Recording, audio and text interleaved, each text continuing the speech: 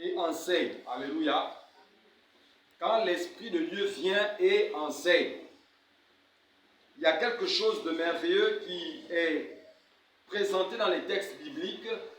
C'est qu'on se rend compte qu'à la période de l'Ancienne Alliance, le Saint-Esprit venait rendre visite et se retirait. Et le Saint-Esprit était réservé pour des catégories de personnes. Il y avait les sacrificateurs, souverains sacrificateurs, les rois. Mais ils venaient de manière périodique, de manière succincte, pour une circonstance bien donnée. Mais la saison de la Pentecôte est venue ébranler la présence de l'Esprit. Et même là, je peux rectifier, parce que si je dis Pentecôte, c'est que je veux m'attacher à un homme. Mais on nous dit que lorsque Jésus et Jean-Baptiste étaient dans le ventre, leur mère était remplie du Saint-Esprit.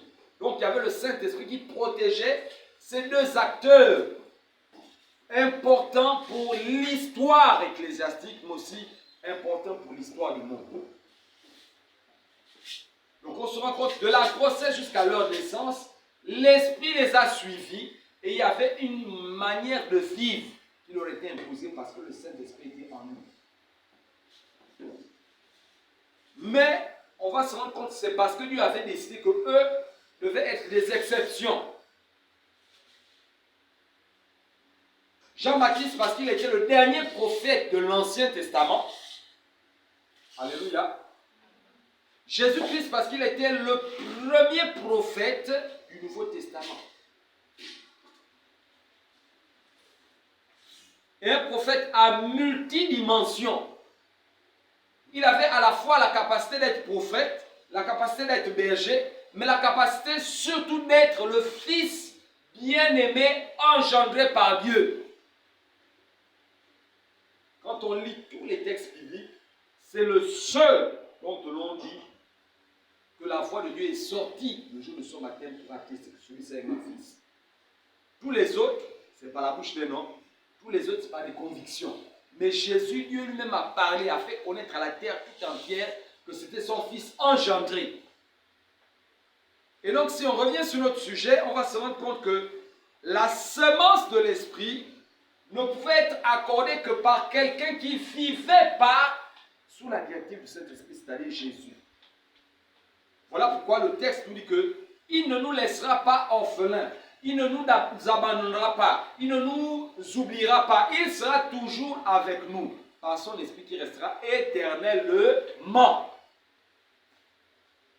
Donc s'il y a question à poser, est-ce que le Saint-Esprit fait quand tu pêches, il fuit ton corps, quand tu te sanctifies, il vient? Non. Quand il pêche, il est attristé, il est à côté de toi. Ce qu'il attend de toi, c'est que tu demandes pardon, que tu arrêtes de pratiquer le péché, pour être à nouveau dans la joie. Donc la première des notions que nous pouvons retenir, c'est que dans la saison de l'esprit, ce n'est pas un esprit qui viendra nous rendre visite, c'est un esprit qui va décider d'habiter avec nous, pour être un ami, pour être un confident, pour être celui qui nous soutient dans l'épreuve, celui qui nous amène à se réjouir chaque instant. Que quelqu'un m'écoute et retienne ceci. Quand Jésus fait une promesse, il la réalise. Parce que s'il fait la promesse, le Père sait de quelle promesse il s'agit et le Père est lui son accord, il va la réaliser. Or, il a fait la promesse que quoi? Son esprit viendra habiter au milieu de nous. Donc retenons. Le Saint-Esprit est où? Il est en nous. Pour faire quoi? Nous donner la dimension d'enfant de Dieu. Il n'est pas en nous pour savoir si nous sommes Bapounou, si nous sommes Fan, si nous sommes Gabonais, si nous sommes notre nationalité, non. Il est en nous pour nous donner la dimension d'enfant de Dieu.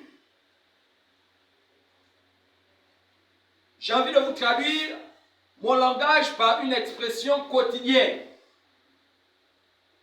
Lorsqu'une mère enfante, l'enfant existe, mais l'État ne reconnaît pas encore l'enfant. La preuve, c'est qu'aujourd'hui, on a ce qu'on appelle des enfants apatrides. Apatrides, c'est-à-dire on ne sait pas de quelle patrie, de quelle nationalité on peut donner l'enfant. Tout simplement parce que quand on l'a engendré, il n'est pas devenu automatiquement du terroir dans lequel on l'a engendré. Il faut le valider avec un acte de naissance. C'est dans l'acte de naissance où on donne l'identité de l'enfant.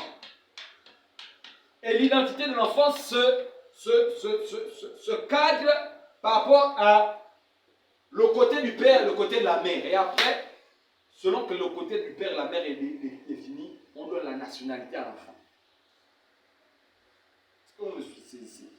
Et si je peux prendre la traduction, cette étape de acte de naissance là est déjà faite par notre conversion, par le fait qu'on accepte Jésus. Mais maintenant, dans le cadre de la citoyenneté, donc le fait d'être quelqu'un que l'on reconnaît comme étant un membre du territoire, l'enfant a le devoir d'apprendre. On va dire qu'il a appris dans telle école. Ou s'il n'a pas appris, on dira moins qu'il a vécu dans tel quartier. N'est-ce pas? Après qu'il a appris, l'enfant a le devoir de remporter des victoires, donc avoir les diplômes. Après les diplômes, il doit obtenir un emploi, il doit travailler. Certains, des fois, se marient avant de travailler, d'autres travaillent après se marier. Et donc, ce processus que les parents font pour faire évoluer l'enfant, c'est le Saint-Esprit qui nous aide à le faire pour être un enfant venant de Dieu. Moi, je peux vous enseigner, mais si le Saint-Esprit, alléluia, ne vous convainc pas de ce que je dis, vous aurez du mal à pratiquer ce que je vous enseigne. Comme ceci. Je vais vous raconter une histoire qui a eu lieu, quelques témoignages. Dans l'église, deux personnes se sont retrouvées, l'autre a posé la question, qui est ce que le pasteur dit là, il fait. Ah, je ne sais pas, ça doit être faux. Même quand tu écoutes là, tu es sûr que ce que le pasteur a dit est vrai. Ah, moi, je ne sais pas, ça doit être faux. Et puis après, ils se sont retrouvés, ils ont vérifié, ils ont découvert que la chose a été vraie.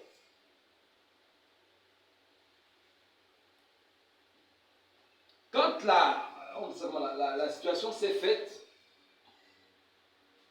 la personne qui avait posé la question à l'autre, et l'autre qui avait dit que je crois que ce que dit le pasteur est un peu machin, quand ils ont vérifié, était justifié. Celle qui avait posé la question a posé la question à l'autre, mais pourquoi tu allais vérifier lui-même? Parce que déjà, toi, tu as posé une question.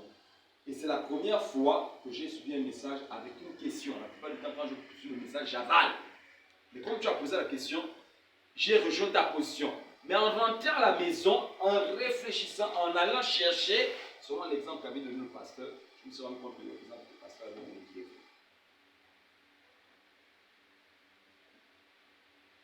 C'était mon cas. On était à Chibanda, dans l'église. C'est un condisciple de classe qui venait pour la première fois dans l'église, qui ne comprenait pas qu'on dise que Dieu agit simplement. Parce que pour lui, il est habitué des fois, on égorge la poule, on se coupe, on met la torche indigène, après les jours et les mois, ça arrive. Mais dire comme ça, c'est quand on ouvre un livre, on parle et puis Dieu agisse. Lui, il disait qu'il y avait des problèmes. Mais pourquoi? Parce que celui qui était à côté n'avait pas le Saint-Esprit. Et donc, on va se rendre compte que le rôle du Saint-Esprit, premièrement, c'est de nous sécuriser par rapport à notre nature d'enfant de Dieu. La Bible dit qu'il rend témoignage à notre esprit que nous sommes enfants de Dieu. Rendre témoignage veut dire quoi? Il prend le temps de dire à ton esprit, tu n'es pas un esprit comme celui des autres. Tu es un esprit qui appartient au ciel.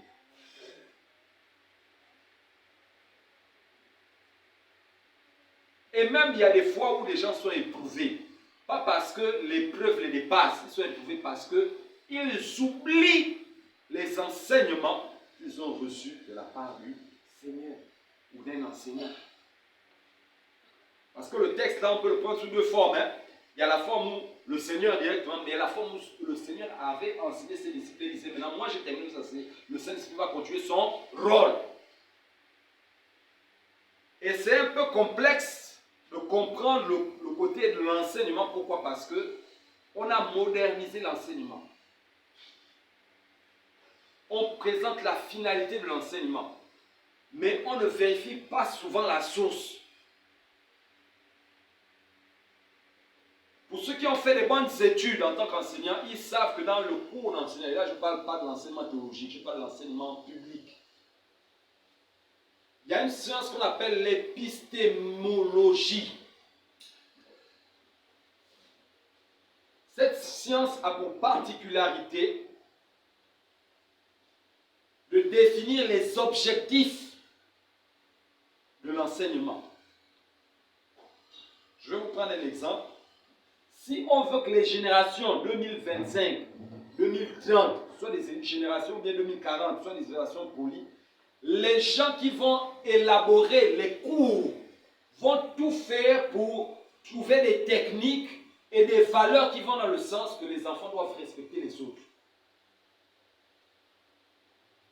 On va introduire la morale, on va introduire la croyance, on va introduire tout ce qui fait le respect.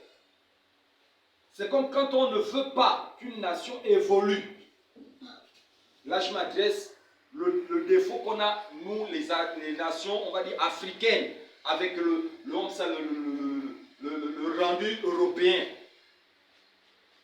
Aujourd'hui, on veut nous imposer l'homosexualité. Introduire ça dans les cours. C'est des choses qui sont choisies depuis.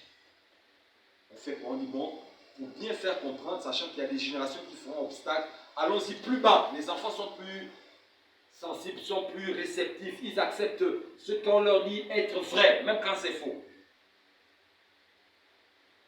Mais la différence entre l'enseignement que le Saint-Esprit donne et ce que les hommes donnent, c'est que l'enseignement du Saint-Esprit reste la vérité que Dieu désire. Je vais vous prendre une thèse qui est simple. Beaucoup disent, non, il se peut que Jésus ne soit pas mort, il était dans un coma, après il est revenu à la vie, etc., etc. Mais on va se rendre compte que la nature entière retient que c'est le seul homme dont l'histoire s'est passée comme ça. Ils ont eu plusieurs crucifixions à leur époque. Aucun n'est sorti du coma comme ils prétendent. Et encore, il faut voir quel type de coma. Quand on t'a percé le côté, donc le sang gicle de partout, comment tu peux reprendre vie après 3 jours? Tu vas pourrir. Les gens vont dire non, on a fait un peu le formol, on a enseveli, machin. Oui, mais je ne pense pas que tu vas te relever. Jamais. Parce que la mort t'a déjà chopé, c'est parti. Donc je reviens en disant, le Saint-Esprit nous enseigne sur la nature de l'enfant que nous sommes, mais le Saint-Esprit aussi nous enseigne sur l'avenir. Vous n'avez pas dit, il nous dit des choses sur l'avenir. Dans le livre de Jean, on va se rendre compte que du chapitre 14 au chapitre 16-17, Jésus prend le temps de donner, déjà d'enseigner les disciples pour leur faire comprendre le rôle qu'aura le Saint-Esprit dans leur vie et au sein de l'Église. Et souvent, tu peux venir à l'église, mais si tu ne connais pas le rôle du Saint-Esprit, mon ami, j'ai envie de te dire, tu es comme encore un enfant de lait, un bébé spirituel. Quelqu'un qui est prêt à manger tout. Or, des fois, Dieu te veut mature quelque part. Dieu te veut rassurer dans le cadre de ta foi. On va se rendre compte que les enseignements que Jésus donnait, ça avait double objectif. Premier objectif que le Seigneur donnait comme enseignement, c'était la nature, l'assurance. Je suis enfant de Dieu et je suis sûr que je suis enfant de Dieu. La deuxième dimension de l'enseignement, c'était l'impact du point de vue social. L'histoire reconnaît que c'est le seul rabbin, ne pas dire enseignant la parole juive, et même de toute l'histoire, qui a pu transformer ou sinon multiplier 5 pains et 2 poissons pour 5000 personnes. C'est le seul. C'est qui c'est? Le seul. Mohamed a fait pour lui. Je ne connais pas ce que dit le Coran, mais Jésus dit que c'est le seul qui a fait ça. N'est-ce pas? Bouddha a pu faire pour lui. C'est une bonne chose, mais Jésus dit que c'est le seul. Pire encore, transformer l'eau en vin. Il a été le seul. Et même de nos jours, je ne pense pas que les prédicateurs peuvent prier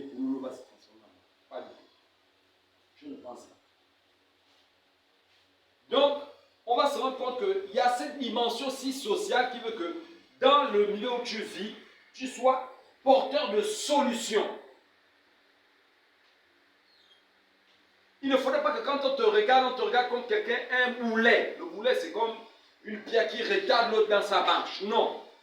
Toi, ayant reçu l'Esprit de Dieu, tu dois être comme un porteur de vie. Tu dois être comme un propulseur pour les autres. Tu dois être le genre de personne, quand on est en ta présence, on est heureux d'être avec toi. Pourquoi? Parce que la Bible dit qu'il donne la paix. Alléluia. Il donne la joie. Mais il donne aussi les qualités. Il te donne les qualités.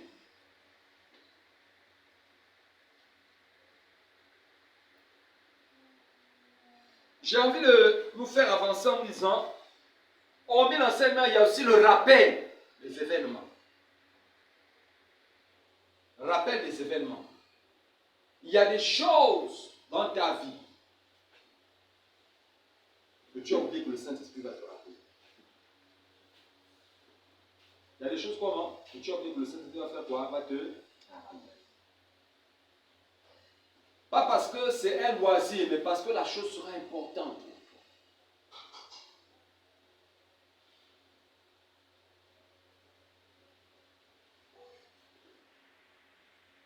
Lorsque Dorcas décède,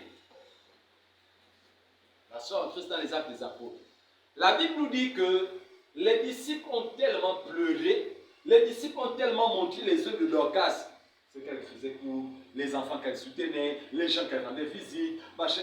Pierre s'est rendu compte que, wow, l'histoire là c'est compliqué. Moi je suis venu pour les consoler et puis on enterre la soeur en Christ. Ils sont en train d'insister, c'est quoi l'histoire? Et Pierre s'est rappelé. Jeune fille, lève-toi. Jésus avait ressuscité une jeune fille. C'était la fille d'un prêtre, d'un sacrificateur de l'époque. Il s'est dit, elle aussi, c'est une fille du Seigneur. Je peux prédiquer avec ceci. Il a prié, il a fait. Et donc, j'ai envie de nous dire, le Saint-Esprit nous amène aussi dans les dimensions de miracles. Il n'y a pas que le pasteur qui peut faire des miracles. Toi aussi, en tant que disciple du Seigneur, par la foi, conduit par l'Esprit, tu peux vivre des miracles ou manifester un miracle. La parole nous le dit. Pourquoi? Parce que Jésus décide d'être à nos côtés comme étant l'Esprit Saint, l'Esprit de vérité. Dans le domaine scolaire, tu es capable de vivre un miracle. Dans le domaine, on va dire, intellectuel, tu es capable de vivre un miracle.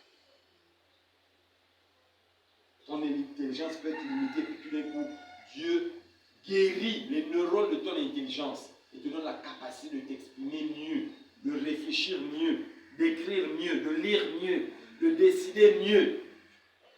Ce n'est pas des choses impossibles. Si Dieu nous fait le savoir, c'est pour que nous héritons de cela, c'est pour que nous croyions cela, pour que nous vivions cela. Je disais à un prédicateur, un jeune prédicateur de l'époque, qui était encore dans l'école, je lui disais, ce que je sais de Dieu, c'est que Dieu nous a mis dans une sphère où nous avons droit à tous ses bienfaits. Mais, je disais, je suis convaincu d'une chose, que des gens, à cause de l'ignorance ou du côté borné de la religion, vont vouloir condamner d'autres dans le ciel. Pour dire Dieu, oh lui là, il faisait des miracles avec la magie. Mais peut-être le Seigneur nous dit, voici les miracles qui accompagnent tous ceux qui vont. Eux, ils avaient cru.